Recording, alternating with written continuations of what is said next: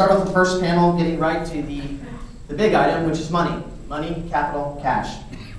So this panel is the holy grail, achieving capital diversification as a region. On this panel, our moderator is Ned Hill of DFJ Mercury, an early stage VC firm that is quite active in Austin. Ned will lead the discussion about the realities of fundraising in Austin and the options and alternatives in front of companies. So let's go, Ned. It's up to you. Let's kick it off.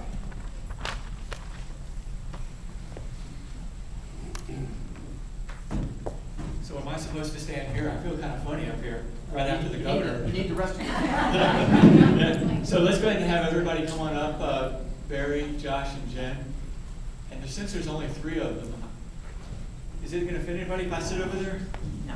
Excellent.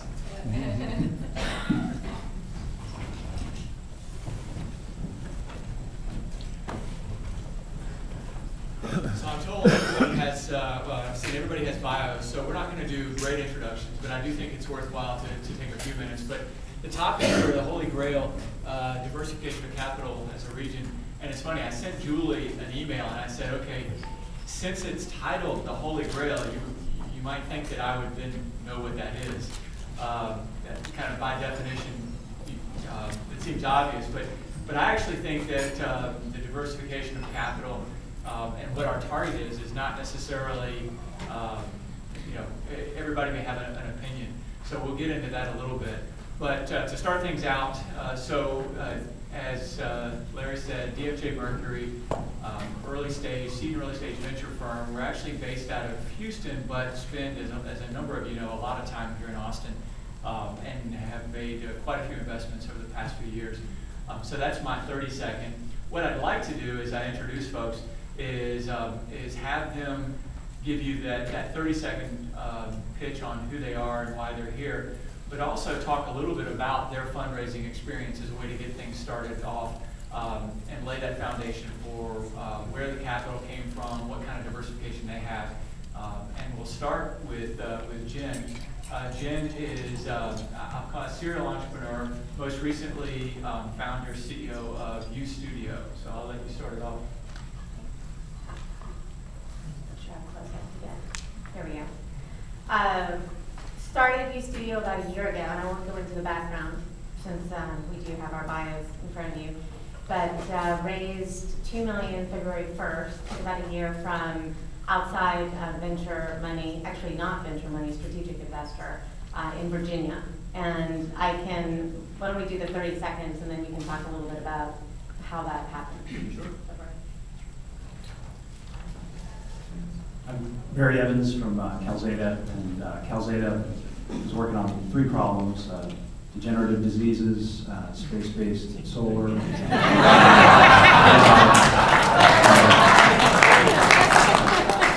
Well, as of tomorrow, we will be. So we're actually working on what I thought was a big idea until an hour ago. But we're taking technologies out of the cell phone space and working to apply those to the problem of servers, space, and power to drive some massive efficiencies in reducing the cost and the amount of space and the waste and the power it takes to power all those servers that are driving all those services that we love in the internet. Thanks. My name is Josh Baer, and I am the founder of Other Inbox. We're the cure for email overload. So if you get too much email, we can help. And I also run Capital Factory, which is an early stage accelerator here in Austin, where we run a contest every year, get hundreds of companies that apply, and we pick 5 that we give 20 grand in cash, office space, legal help, a bunch of other things, and most importantly, this group of 20 mentors who are all successful entrepreneurs that have built and sold businesses before, that work with them to try to accelerate them forward. All right, great. So, and I meant to point out the obvious that sort of being before lunch is always tricky, but being squeezed between Dr. Friedman, who was incredible, and Governor Perry, and lunch makes it doubly hard. So we'll try to be insightful and entertaining. So now, why don't we take just a few minutes, give a little bit about how much capital you've raised, where you raised it from, and probably more importantly, the process, because I think that some of that insight, as we think about diversification of capital, is important. So mentioned it was a strategic investor we raised from, and I should have probably also noted that it's digital media, virtual studio software and platform in the cloud is what we do. I can't claim any of those big solving the world's problems either, but we are solving some people's problems. At any rate, the capital search we went on was pretty diverse. In other words, we looked at VCs, we went out to the West Coast, looked at some folks here in Austin, and having done the traditional VC route in my previous company where we raised 19 from Excel and AV, AT&T, S3, we weren't necessarily looking for what serendipitously happened. We happened to run into or meet friend of a friend. Relationships always end up being the answer on almost every funding exercise. Who had started in the 1980s the first interactive television company and was incredibly interested. About $200 million was put into the business. It was called TV Answer. For some of you in the room, you may remember, pre-internet. The business was still operating, and they own still many, many patents, but they were about 20 years ahead of their time, and now see an opportunity to really grow that business and re-energize the business they've hung on to with some new technologies and new approaches to solving problems they were thinking about ages ago. So it was a very different term sheet. It took me many, many conversations with lawyers and friends and mentors and the people who run the business, the chairman of the company, to understand how a strategic investment like this would work. And I was telling these guys over lunch, or breakfast rather, when you're dealing with billionaires, a $20 million win or a $60 million exit doesn't sound interesting at all to them. And I kept thinking, well, that's kind of interesting to me. So how does that work? And a dear friend of mine from Indy said, Jen, get them to solve that problem for you, and it's a great opportunity. And they did. We looked at puts and calls and all sorts of opportunities for liquidity if the company hit certain milestones after certain periods of time. And it was a pretty creative term sheet, but it can be done, and I couldn't be happier. I've got very long-term focused investors who who value the learning as much as the end game, and who want to see this turn into a big business. So I think if you can get alignment there is terrific opportunity in the strategic world, and I think these guys will probably echo some of that. Definitely. We started in early 2008, bootstrapped with an idea, and we went and found a strategic partner and got them on board to support it and commit to give us all the intellectual property that we would need from them, contingent on closing some funding. And so that raised the credibility a bit, and they had an interest in it, so they were being very helpful. With that, we rolled that into a compelling application to the ETF and secured some commitment for some ETF money, and that was $1 million. And we wouldn't exist if it wasn't for the ETF, by the way. But the government does tend to take its time in paying those out. So while we were waiting for that to come, we were able to get the strategic investor to put in some seed money so we could get started right away. And then we set out to start building some momentum. And so we were validating the idea with potential customers and their customers along the way, demonstrating that this wasn't as risky as it looked. And then we were able to secure some angel funding out of Waco, actually.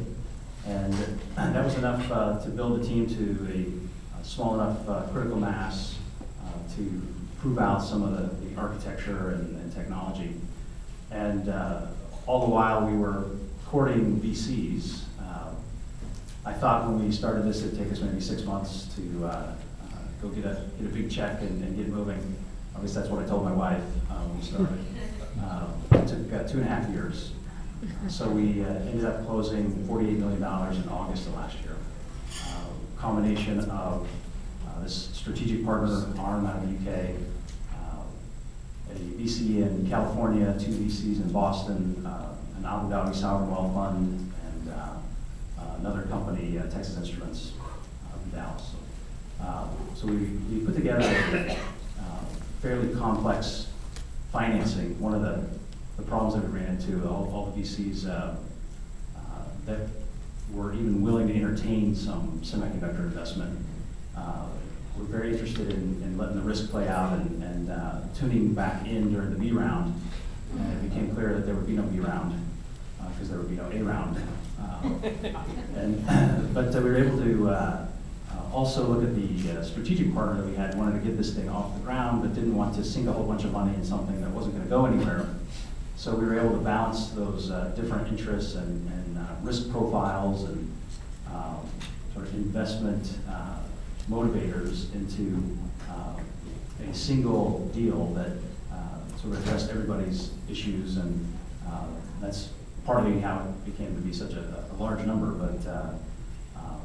but it actually worked very well for us, and I think the key was having that strategic partner early in the process and then continuing to build momentum, validate that in the market. John, your story is a little bit different even, so. Yeah, and actually I think for the best context, I'm gonna quickly kind of start with my first company. I bootstrapped my first company. It was a 1996 dormroom.com. We a company called Skylist that helped big companies like Disney, Microsoft, and NASCAR to send all their email marketing.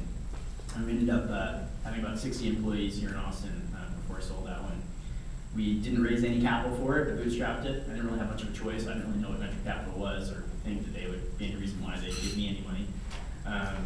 And I was a college kid, so I had my room paid for, I had my food paid for, I had way too much time on my hands, and so I could afford to do that. I could just bootstrap it. I think I didn't even, I used the computer my parents bought me, and then I like totally siphoned off the school's network to go.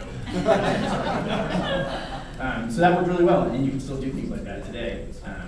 But I think it's worth pointing out that many of my competitors who started right around the same time and raised quite a bit of venture capital were very successful and created much larger businesses than I did in that same time period. Fortunately, I owned that whole business, so I didn't have to be nearly as big for it to be big for me.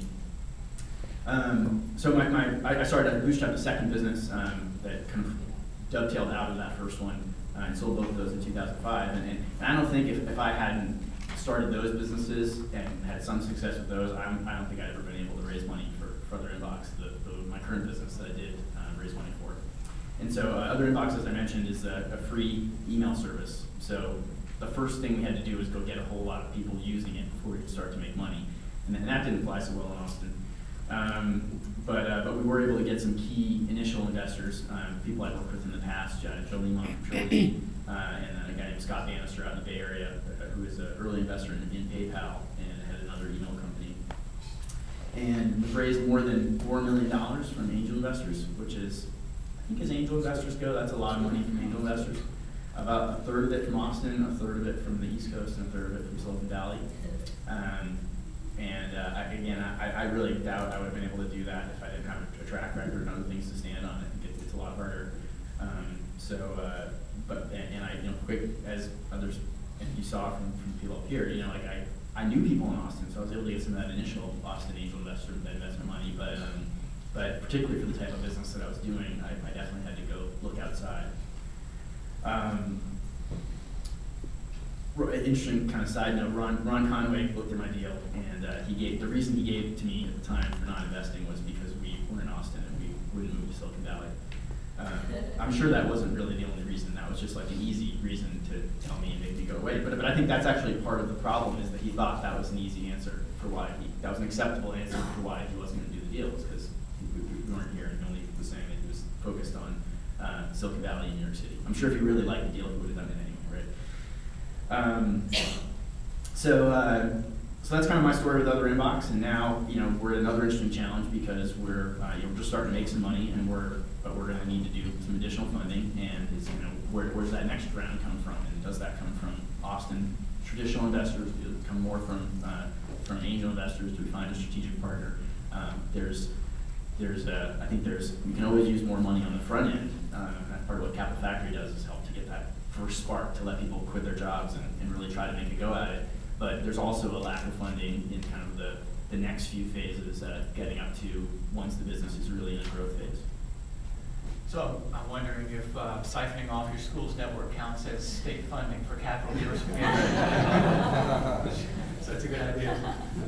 So I kind of led off with not necessarily knowing what capital diversification as a region really means. And of course, as entrepreneurs, we all think about it in terms of getting our company funded. And whenever I'm counseling an entrepreneur, my answer to where should I get capital is wherever you can get it. But yours is an interesting story, but maybe both as an entrepreneur and thinking regionally. I mean, what should we be doing in terms of capital diversification?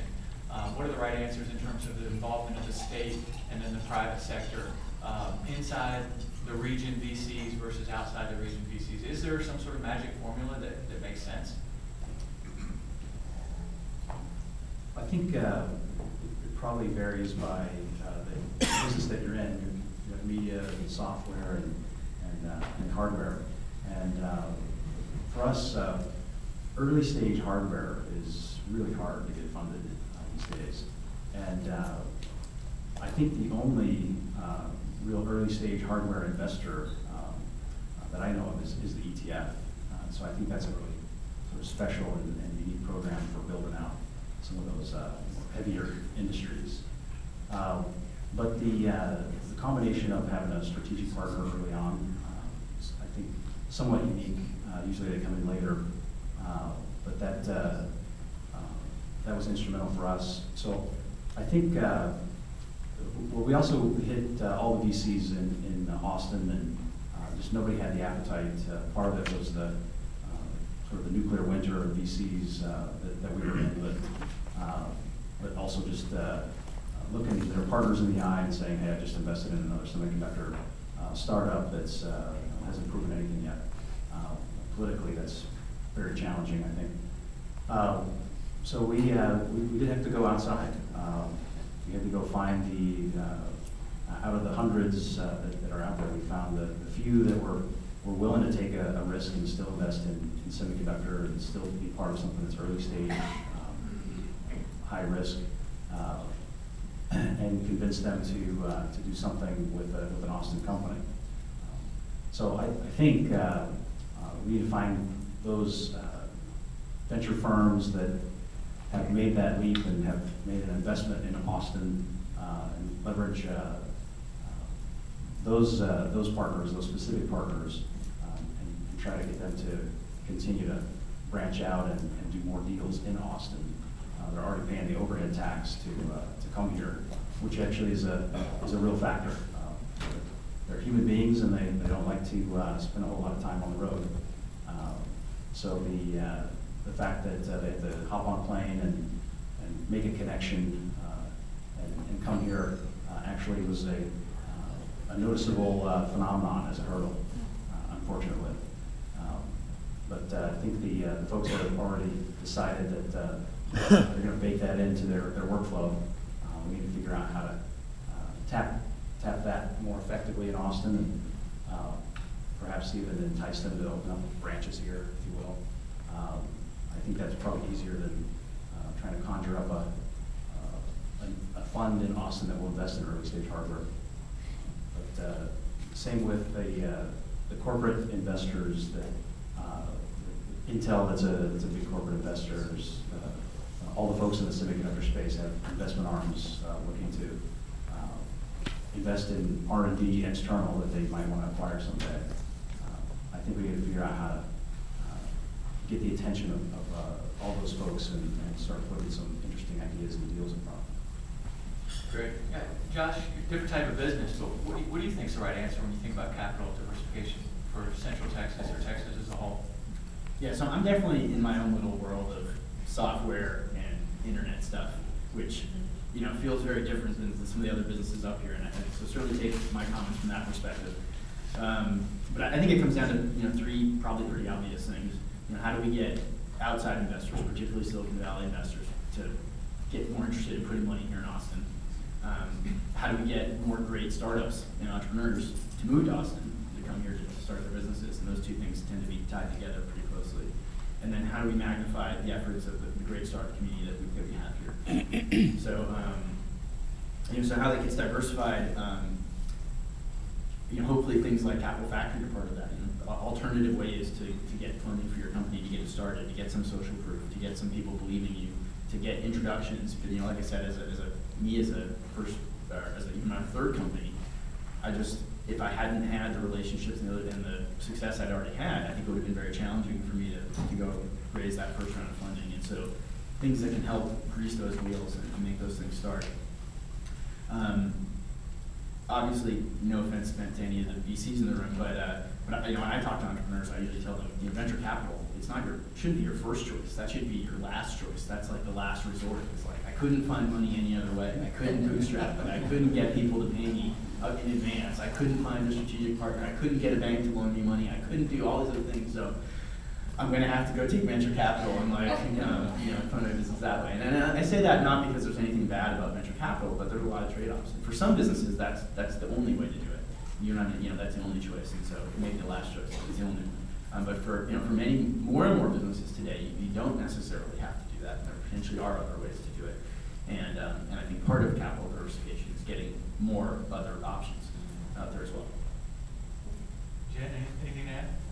I think the onus is on us as entrepreneurs as well. I think to take a risk, pick your head up, and if you've got an idea, talk to people about it, and don't be. There were lots of times over the course of the last year. The holidays are usually the worst, where you go, "What am I doing? My husband's ready to kill me." But I think it's that grit and the determination, the resilience that I think separates maybe the folks out in some of the other geographies, and the folks in Austin. I think we need to, as entrepreneurs, encourage our fellow entrepreneurs to stick with it and to understand that there are unconventional paths. If AV tells you no, that doesn't mean your life is over. There's lots of other money out there. There are lots of other businesses out there, and when you for me, it was very eye-opening when I entered that world of what I would call unconventional funding or strategic investment from, even unconventional strategic investment. I remember the attorney on the other side telling me, venture capital is not the only way to fund a company, Jen. And I thought, well, God, that's true. Of course, I know that, but yet all of the models and the pattern matching that we do as individuals, as I know the venture guys do, there were topics and words and phrases that just didn't make sense to me. So if we can just get out of the way of convention for a moment and start thinking about what makes sense, just start thinking, actually. I think people don't like change, they also don't like to think. So forcing and encouraging our fellow entrepreneurs to think and be good problem solvers, I think will get us a longer way to reducing some friction to getting capital into this town. Yeah, interesting. So Josh, you mentioned when you had your conversation with Ron Conway, talking about you're not in Silicon Valley, it makes it more difficult.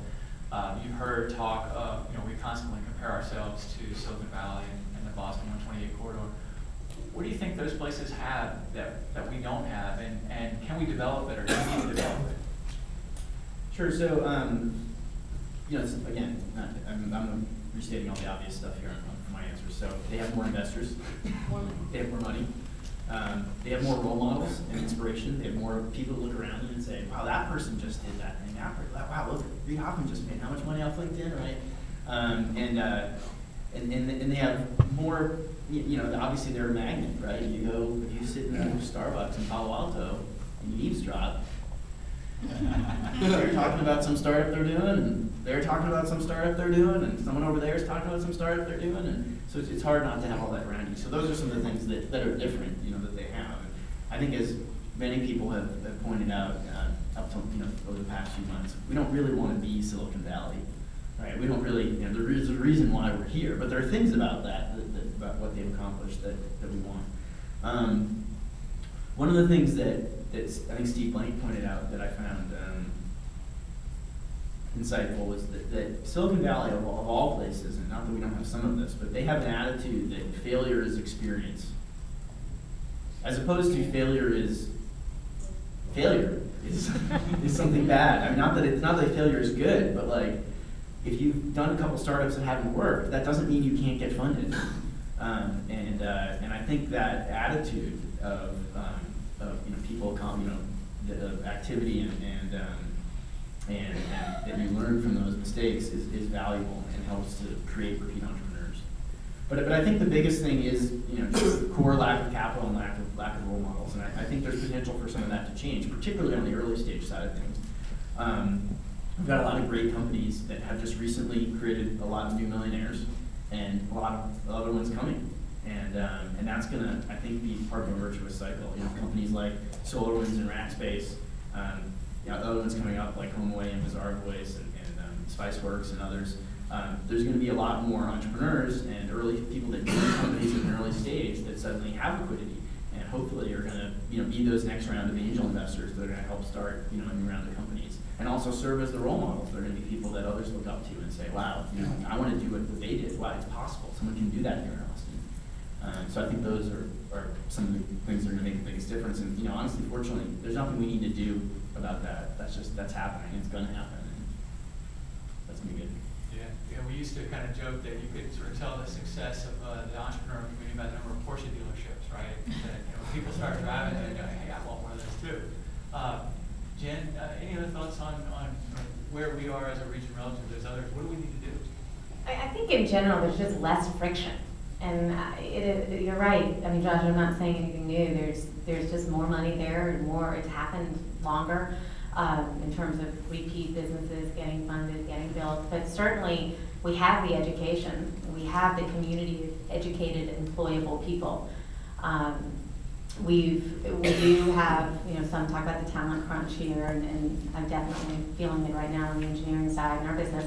But we have, I think, all of the pieces, really, I think, to just echo what the governor was saying. I mean, the time is now. And, we talked about this, do we need more money and then we can have more entrepreneurs, or do we need more good ideas and then we can have more money? I think, maybe because the bar is a little bit higher here, hopefully the fittest, rise up, and we end up breeding a ground of folks that, or a tier of people who are more resilient, who have more of what it takes. But I think the pieces are here.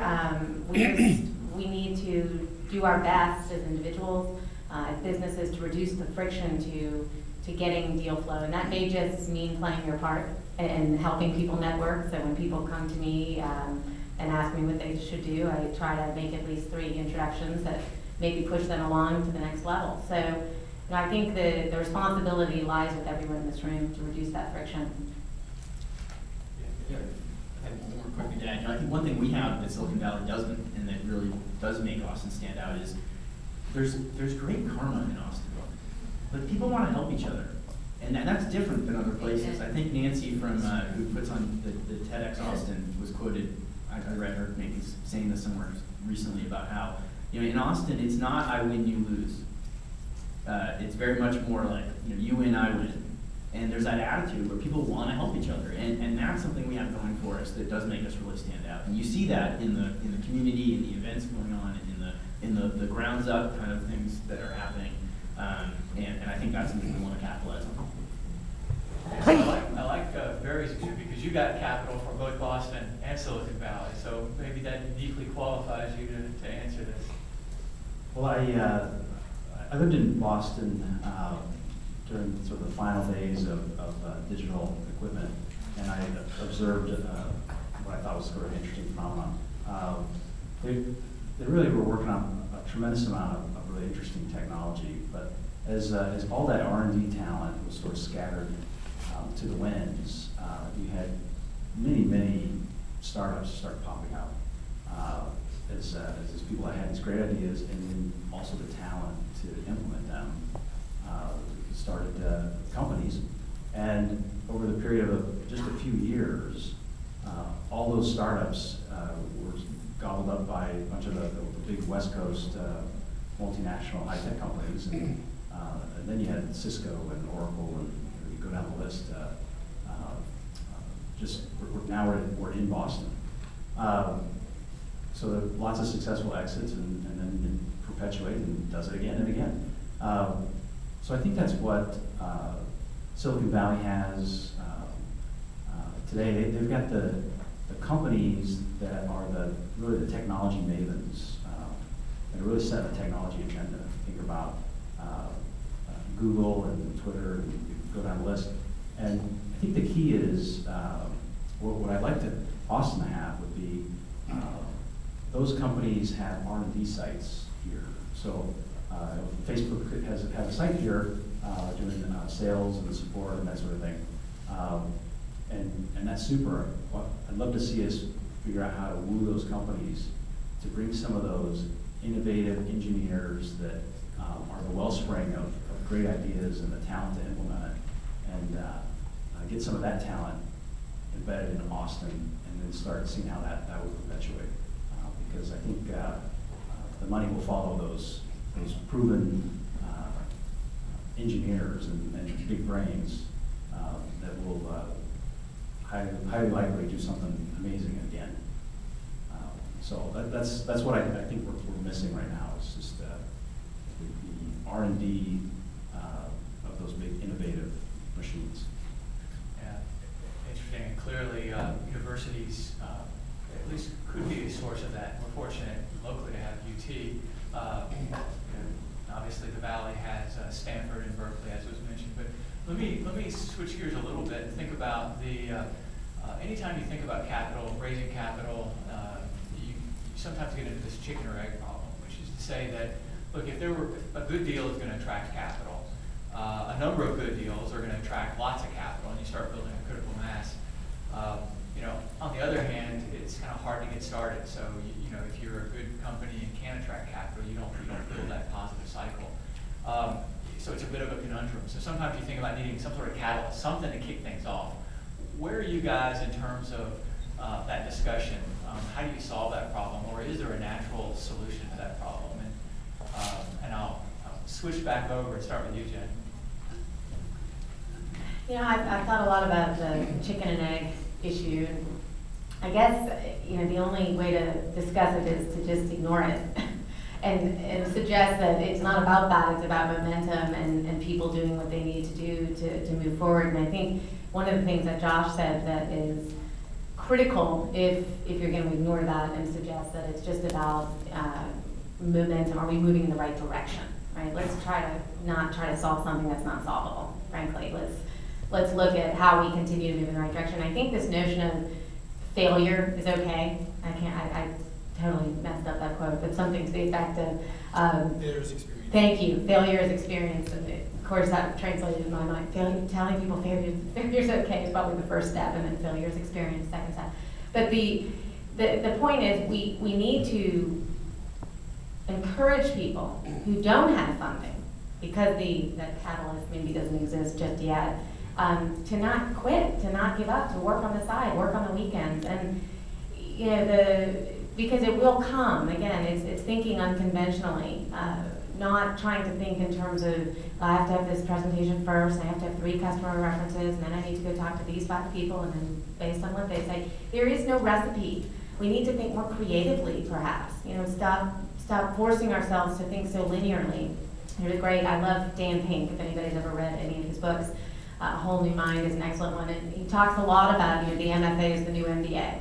If we think analytically all the time and think linearly all the time, it's a assignment that can be reproduced, because it's just we talk about math whipping problems.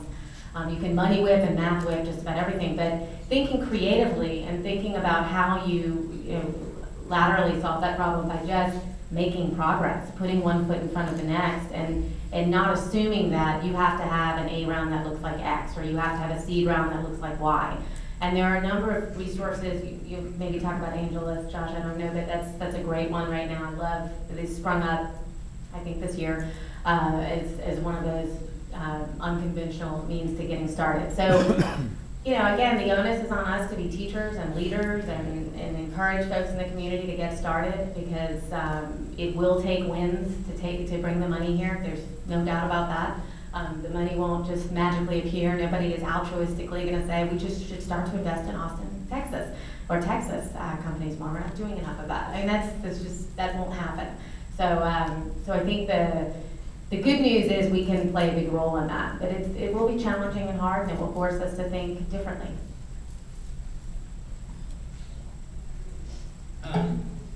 Yeah, I think it's definitely a chicken and egg problem.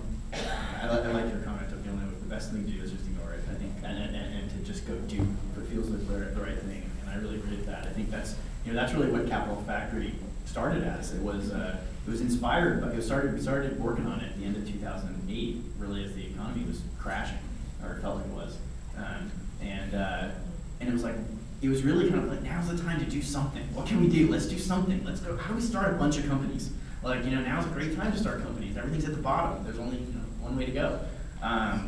And so in doing that, we both try to help new companies start. We've actually brought a lot of companies in from outside of Austin. Probably about half the companies that participate in the program are not from Austin. We haven't announced this year's class yet, but one of them is coming in from Bosnia. And we've got another one coming from Chicago, another one coming in from other places. And then also we're bringing capital in. We have this big demo day in September where we're reaching out to all of the mentors, contacts from investors in the Bay Area and the East Coast and other places, and trying to get them in front of Austin startups, and those things happening here. And so that's one way I feel like we're trying to attack both sides of the chicken and egg at the same time. There's a great resource for early stage companies that Jen mentioned called AngelList, and AngelList is fantastic. It basically is it's like LinkedIn for startups that are raising money. You just put it in a timely context to LinkedIn, but it's basically like a social network where you can make a profile for your company, or you can make a profile as an investor, and then you can follow other people and see what they're investing in, or follow certain startups, and then people can comment on your startup, and you start to see, it looks good if you get a bunch of other high-profile investors to comment on your startup, and other investors want to come invest in it. And it was really helpful to me with other inbox and raising money. But some interesting side effects of that is, again, you can follow all these things. Well, so you can follow a startup. You can also follow Austin and just see every Austin deal that comes in. And then you can go see a list of all the investors that follow Austin. There's like 300 of them that at least have clicked, and it's not a huge commitment, but they've clicked a link to say, I'm interested, I want to see Austin deals. So I think that also is kind of hitting both sides of the chicken and the egg problem, because it's both increasing access to capital, making it more fluid for money people to invest, and also encouraging startups to ask for money.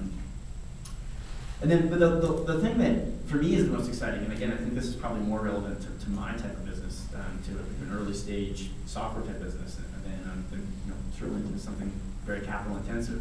But the silver lining for these types of businesses is that we don't need the chicken anymore. That you just need way less money to go start a company. And like the companies that are applying for Capital Factory now, before they got any money from anybody, they've got a product, and they've got some people paying for it, and some people using it. And like, they've accomplished so much more with so little, and that trend is continuing to go strong in that direction. A few years ago, I heard Mike Maples Jr. speaking at a TechChange event, and he said then that $500,000 was the new $5 million, meaning that then, people that used to go raise $5 million as their Series A to get started were raising $500,000 to go take that same step and really kind of accomplish the same milestones. And it's continued to go. It's like 150 grand now, and it's going to be 50 grand. And in 10 years from now, for a lot of businesses, it's going to be nothing. And that's going to, you suddenly don't need the chicken. Now you just need innovative people that want to go do these things, that have access to the right excitement and energy and technology and other pieces. Specifically, the things that are driving that down, I think, are three things. One, open source software. When I started my first company almost 15 years ago, there was open source software, but it didn't really work very well. It was kind of like, the second class type of thing to use, and now there's just first class, excellent software that you can go use that's open source and avoid paying tons of money to make these things happen and get started. The second one is cloud computing, the hardware side of that equation. Used to be you'd have to go spend a lot of money on capital expenditures to go purchase lots of equipment. You have to do that. You have to know what you were going to need ahead of time. So if you wanted to land some big deal, you had to go spend a whole bunch of money before you got the big deal to make sure that you had all the server capacity and everything you needed to execute on that big deal. And today you don't. You can start with nothing. You can make a working product with very little, and you can start offering that and servicing it without ever spending that money up front. And then finally, these new distribution channels like Facebook and the iPhone and other ways where you can market your product. You can go get it in front of millions of people, again, without spending money, without spending millions of dollars. We've acquired 1 million users for Other Inbox in about 2 weeks. but we're really close. And we haven't spent any money on marketing.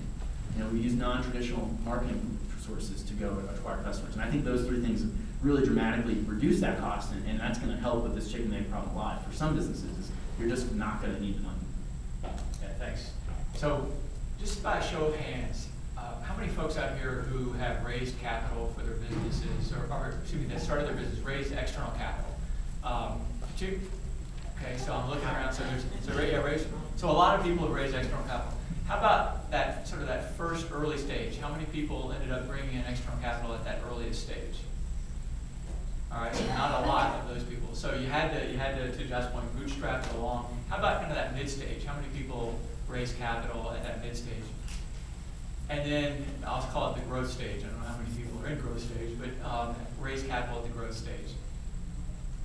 Okay, so what's interesting to me is that part of what you're seeing is a little bit of a barbell effect, is that there may be sort of angel capital for the earliest stage, and or there may be some really growth stage capital, but you have a little bit of a chasm you got to get across. And that's where perhaps the catalysts that we look at need to fill in that gap somehow, whether it's private capital or maybe even public capital. But I do want to give the audience a chance to ask questions. Do we have any questions out there for folks? Yes. So I read the title of this panel as Achieving Capital Diversification for the Region.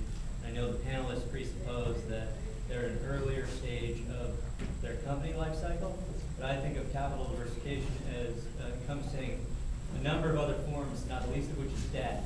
I haven't heard anyone talk about debt yet. It seems like we're talking about sort of different kinds of equity over and over again.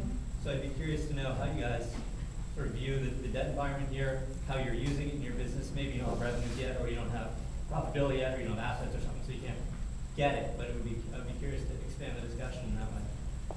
Yes. You took some debt? Yeah, I took a little bit of debt in the beginning, some convertible debt. I mean, I think for our types of businesses, convertible debt is probably the main instrument when you think about debt. Yeah, I was gonna say, I took convertible debt, but I didn't really think that was what you were.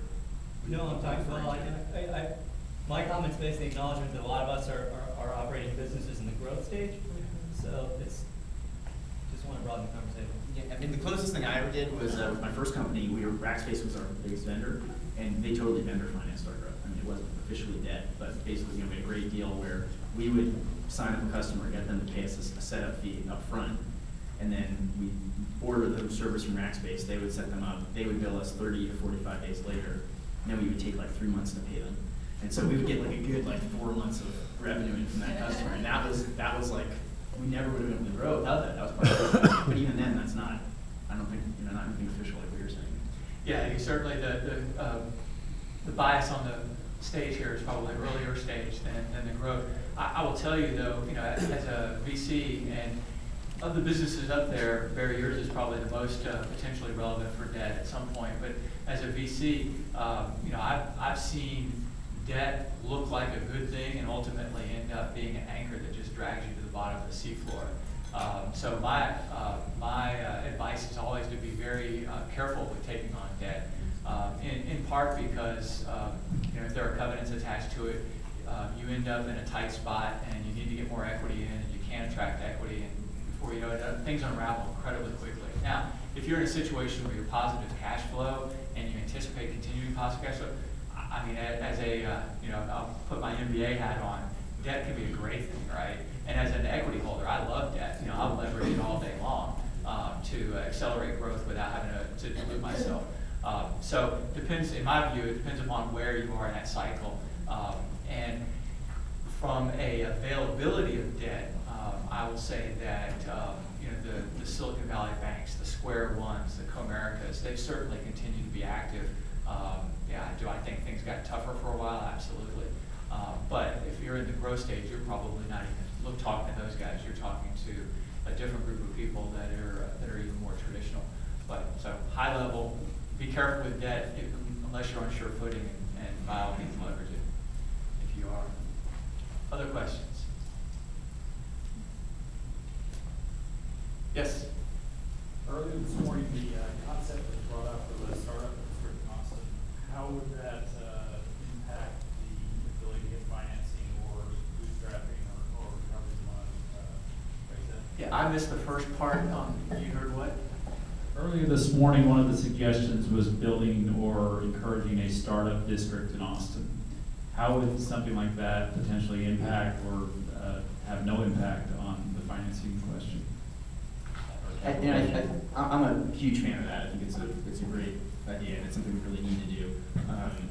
I don't think it's that it specifically head-on addresses it, but it's to the point of, you know, part of dealing with the chicken and egg problem is not to try to deal with the chicken and egg problem, just do the right things that create the right activity. It creates the right activity. It's going to encourage more startups. It's going to encourage, still help with moving, you know, new companies here, and that's going to attract the capital in.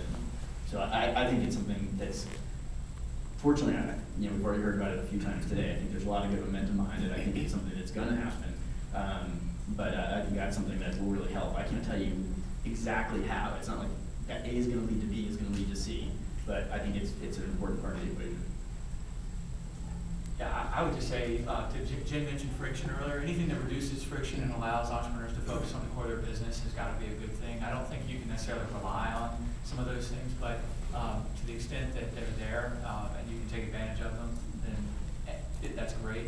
It will be different for different types of companies as well, sort of how applicable they are, in my view.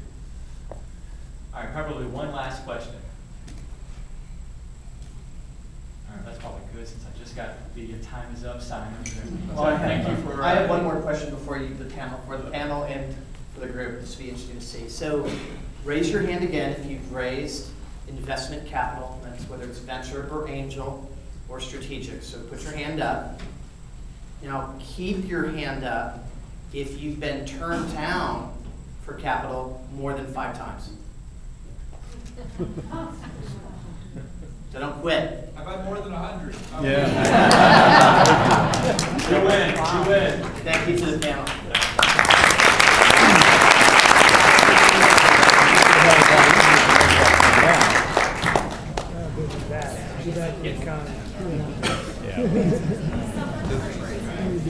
Okay, we're close to lunch break, but not yet, so please don't dash out. We'll just take a moment. We've got a couple other panels after lunch, and then of course a cocktail hour, but an interesting idea was passed to me, and so I'd like you at lunch to talk amongst each other about it, or approach myself, Julie Holes, or Joel Trammell. Joel, raise your hand. Joel's the chairman of Boston Technology Council. The interesting idea is there's been a couple comments about companies moving to Austin, and even this panel did it, although the comment came before this panel. But an interesting comment is, what about not just approaching